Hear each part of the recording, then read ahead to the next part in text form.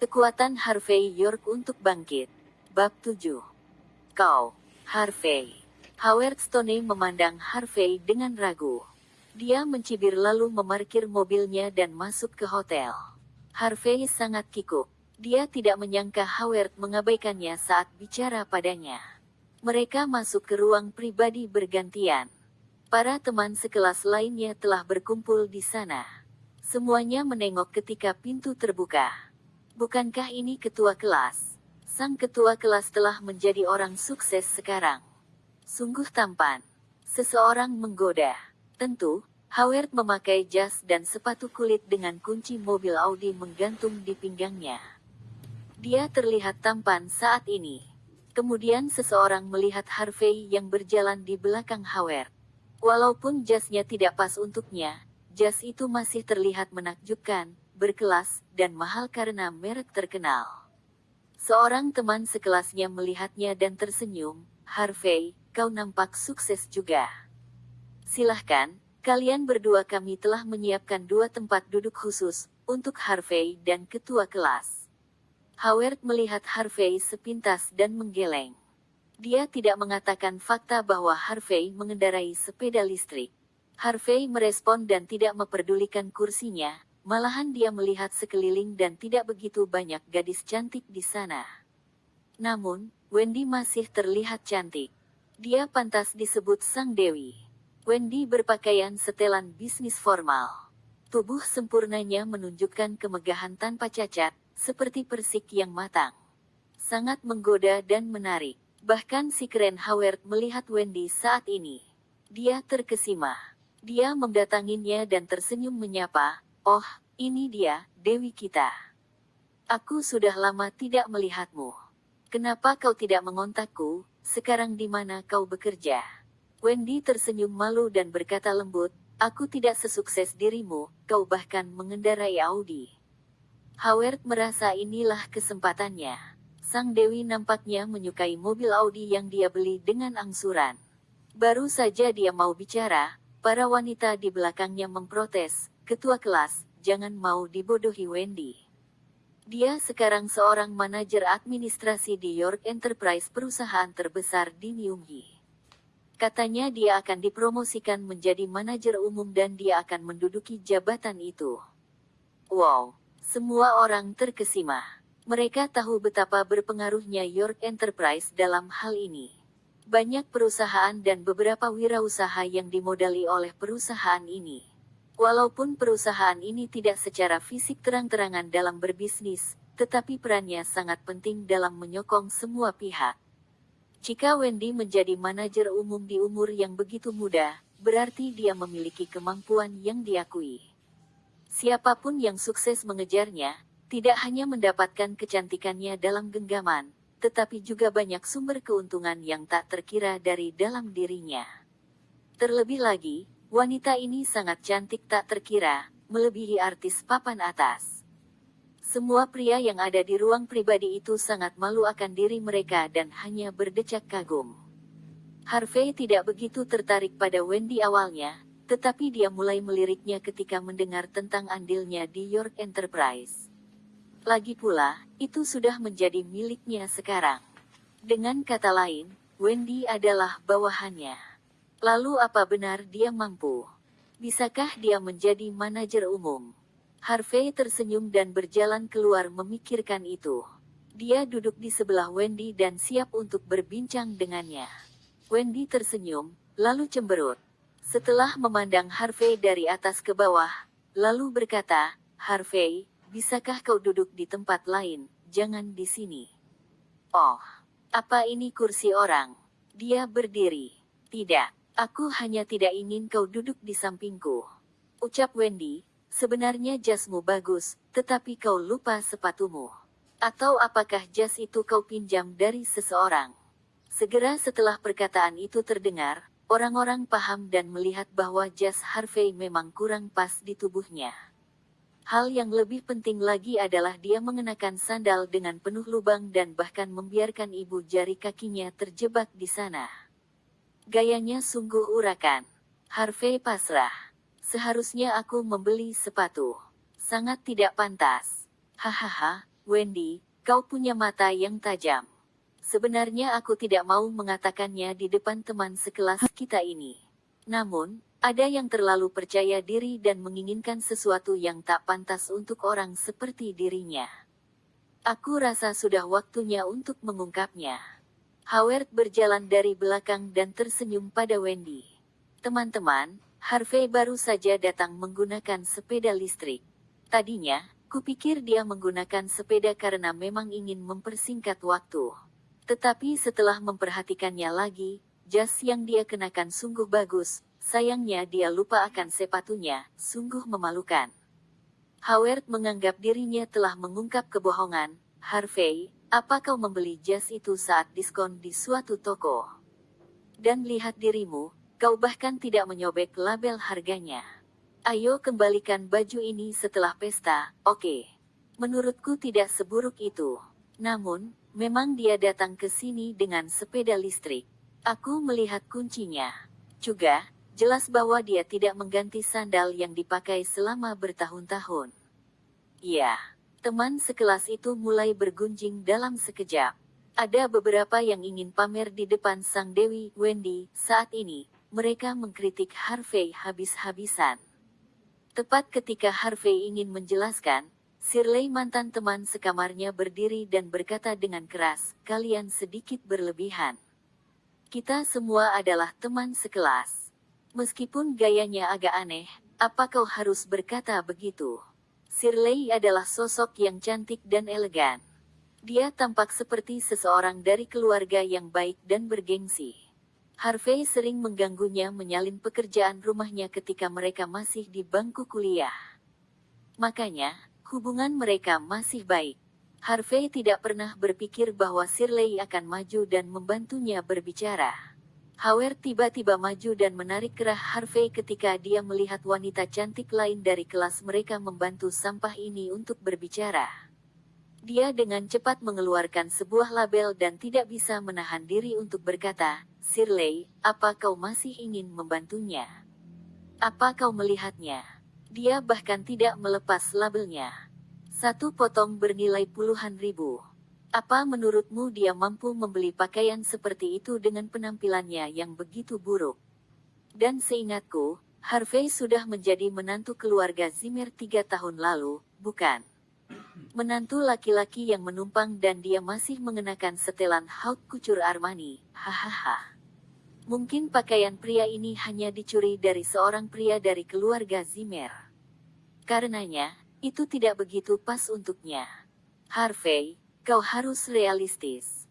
Seluruh Nyunggi tahu bahwa kau adalah menantu yang menumpang keluarga Zimmer.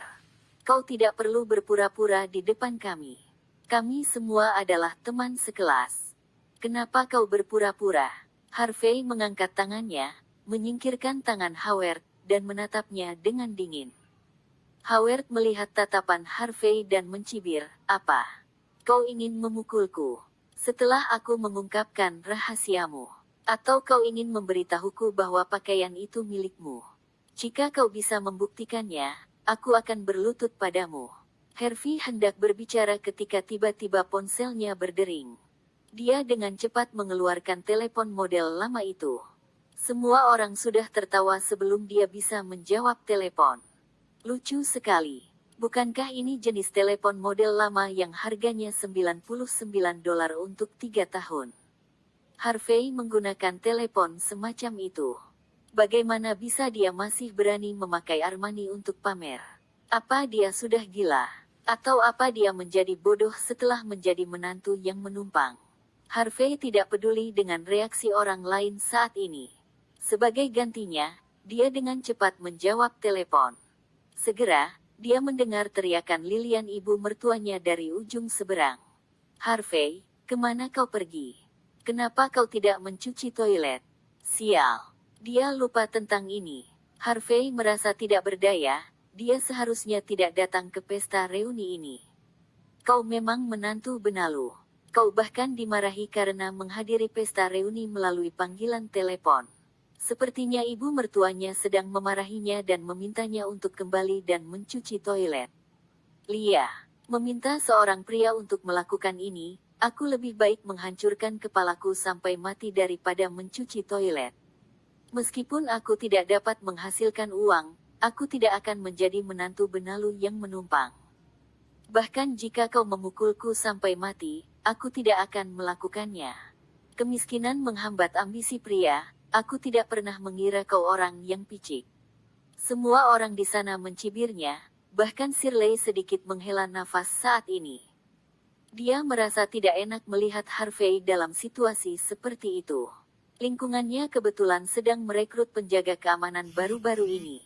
Tampaknya dia harus membantu Harvey untuk menawarkan pekerjaan itu, jangan sampai dia tidak berdaya dan bahkan tidak mampu membeli sepasang sepatu. Baik, keluarlah secepat mungkin. Sampah sepertimu tidak diterima di sini. Howard menatapnya dengan jijik. Dia kemudian berjalan ke arah Wendy dan tersenyum. Dewiku, jangan biarkan suasana hatimu rusak karena orang yang tidak tahu berterima kasih. Restoran ini dibuka oleh teman baik sepupuku. Berbicara tentang sepupuku, kau pasti mengenalnya. Dia saat ini bekerja di perusahaan tempatmu bekerja. Namanya Don Sander. Teman baiknya telah membantunya, yaitu memberikan traktiran. Mungkin aku bisa meminta hotel untuk membawa anggur terbaik mereka ke sini. Dia sudah menekan bel servis sebelum Wendy bisa menjawab. Ketika pramusaji datang, dia terlihat tidak puas dan berkata, "Pelayanan macam apa ini? Kenapa kau sangat lambat? Cepat pergi dan bawa 2 botol anggur terbaik hotel ini." Pelayan itu tertegun sejenak, tapi kemudian pelayan itu berkata, "Tuan, anggur terbaik di hotel kami agak mahal." Saya takut. Howard melemparkan kunci mobil Audi dari pinggangnya ke meja. Apa kami tampak miskin dan tidak mampu membayar pesanan? Don Sander adalah sepupuku. Kau tahu siapa dia? Dia teman bosmu. Segeralah. Bawa anggur-anggur terbaik itu ke sini. Howard dengan tenang menatap wajah Wendy dan melihat sang dewi terkejut, tetapi dia berpura-pura tidak peduli. Dia sangat membantu malam ini. Dia yakin sang dewi akan terkesan padanya. Harvey tidak menyangka bahwa Howard adalah sepupu Don. Keduanya memiliki kepribadian yang sama yang membuatnya tertarik. Dia sangat tertarik untuk melihat apa yang akan dilakukan Howard. Segera, pelayan itu membawakan 2 botol anggur. Dia kemudian berkata dengan ramah, "Tuan, anggurnya ada di sini, tapi..." "Diam dan buka saja." Howard tertawa dan melambai dengan acuh tak acuh. "Jika kau tidak mabuk malam ini, jangan pulang. Ayo, mari bersulang untuk kita semua." Dia mengambil gelas anggurnya dan memandang Harvey yang tidak memiliki apa-apa lagi. Dia mengerutkan kening. "Harvey, meskipun kita semua teman sekelas, tidak bisakah kau melihatnya? Kau tidak diterima di sini. Apa kau masih ingin minum dengan kami?" Bab 8. Harvey berniat mengucapkan sesuatu, tetapi ketika melihat tingkah Howard, dia sangat kaget dan tidak mengatakan apapun. Malahan, dia berjalan ke samping Shirley dan berkata, "Kita harus pergi. Aku khawatir akan ada masalah di sini." Ini. Shirley sedikit ragu-ragu. Dia memang memiliki hubungan yang baik dengan Harvey selama kuliah. Tetapi jelas, Howard adalah karakter utama malam ini.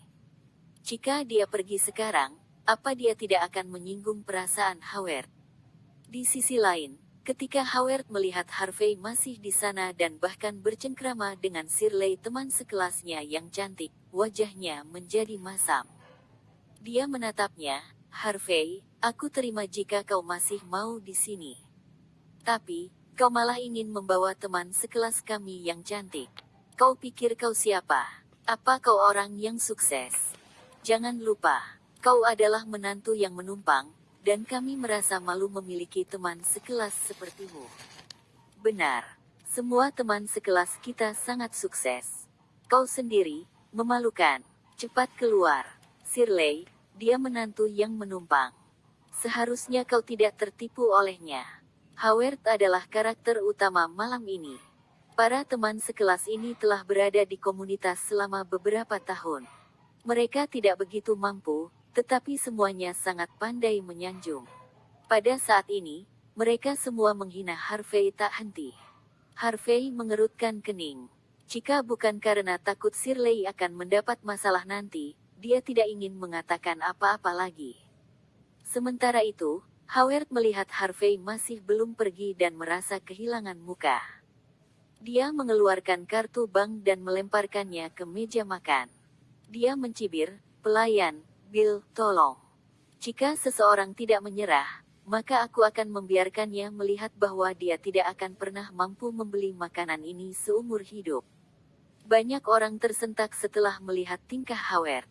Kartu perak, hanya orang dengan lebih dari 1 juta aset yang bisa mengajukannya. Mereka tidak pernah menyangka bahwa Howard memiliki prestasi seperti itu di usia muda. Penampilannya bisa menipu. Di sisi lain Harvey miskin dan pecundang. Bagaimana bisa perbedaan antara dua orang ini begitu besar? Benar saja, bahkan Wendy mau tidak mau melihat Howard beberapa kali ketika dia melihat kartu perak ini. Sepertinya orang ini cukup mampu. Howard sangat senang ketika dia melihat mata cantik itu mengakuinya. Dia menatap Harvey dan melanjutkan. "Tidak, aku tiba-tiba berubah pikiran lagi. Pelayan, aku mau bagi tagihan ini. 1 untuk bagiannya dan sisanya untukku. Tolong bantu aku memisahkan tagihan menjadi 2. Pelayan mengangguk dan pergi. Shirley merasa kasih pada Harvey saat ini. Bukankah lebih baik jika dia pergi sekarang?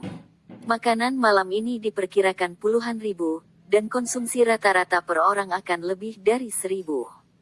Bisakah Harvey membayar tagihannya?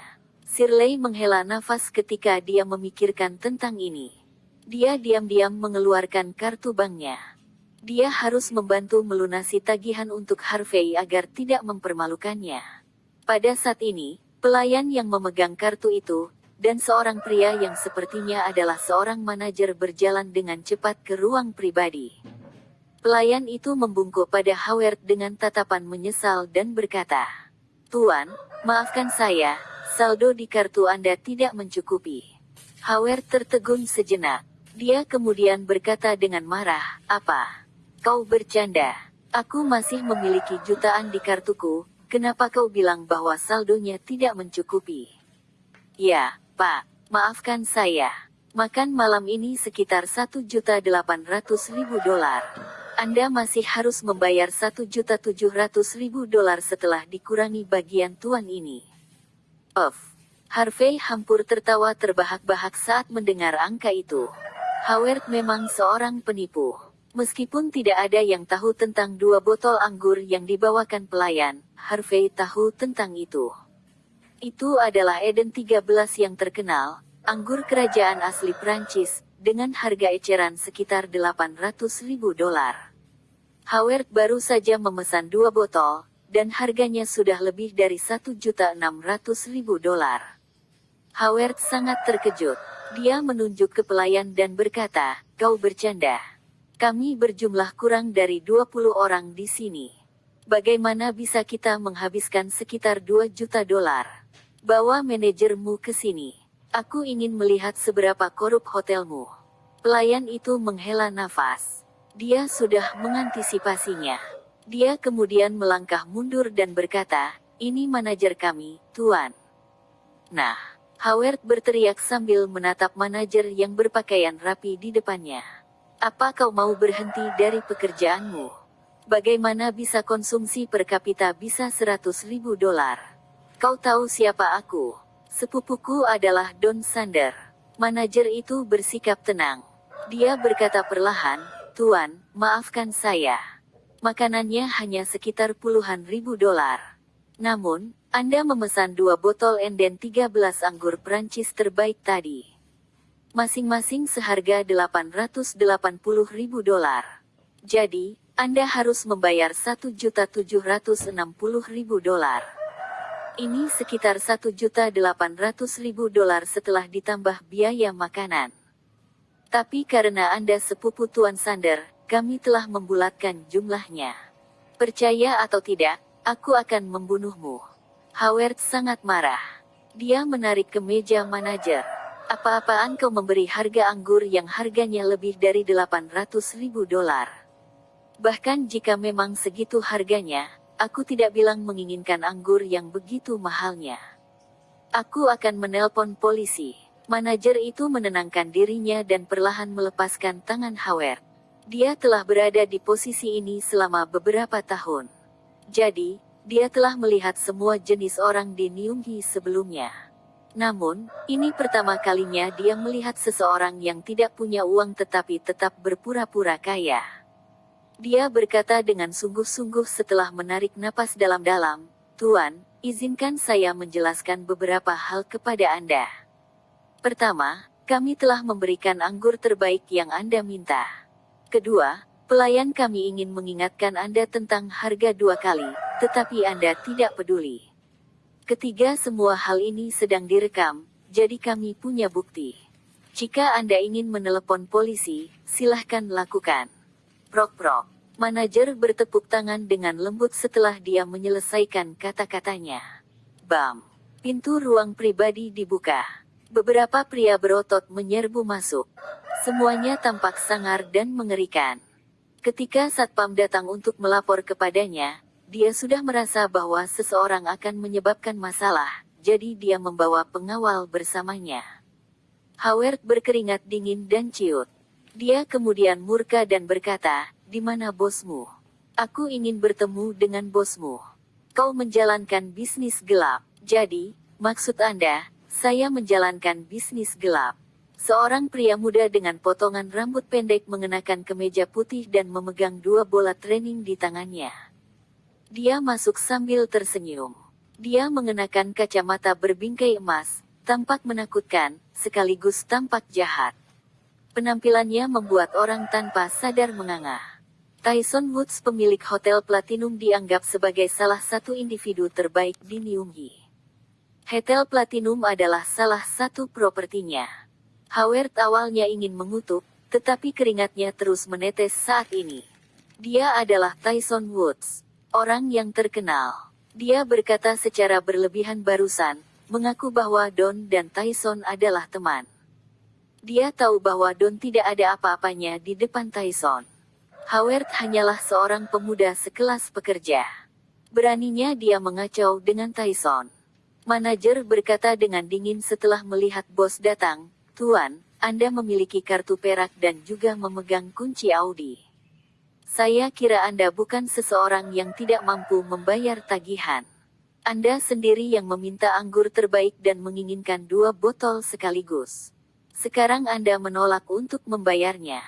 "Tidak, aku tidak berani melakukan itu," Howard berkata dengan cepat. Kami akan membayar tagihannya." Dia melihat ke arah teman sekelasnya meminta bantuan sambil berbicara. Dia hanya memiliki lebih dari $1 juta tersisa di kartunya. Ini adalah seluruh kekayaan yang telah dia dapatkan dengan bekerja keras selama beberapa tahun terakhir. Bahkan membeli Audi melalui pinjaman cicilan. Bagaimana mungkin dia bisa mengeluarkan $2 juta sendiri? Teman sekelas yang dari tadi menyanjungnya meluhat ke arah lain. "Kau ingin pamer dan meminta anggur termahal tadi. Maksudmu apa? Sekarang, kau ingin kami membantumu membayar?" "Mustahil." Tyson segera memahami pikiran mereka. Dia perlahan berjalan mendekat dan menepuk wajah Howard 2 kali. Dia kemudian berkata, "Wah, jika kau tidak punya uang, jangan berpura-pura dan sok kaya, tetaplah rendah hati, oke?" Baik, Kak. Kau tidak perlu membayarnya malam ini." Tyson tersenyum, "Tapi dengan satu syarat." "Katakan saja. Apapun akan aku kabulkan." Howard memohon-mohon. Tyson tersenyum jahat. "Biarkan dia. Dan dia menemaniku." Tatapannya melaju dari Wendy lalu kemudian tertuju pada Shirley. Kedua gadis ini, yang satu seksi dan yang satunya polos. Bab 9. Howard tercengang tak menyangka, "Apa ini? Tidak, bukan maksudku.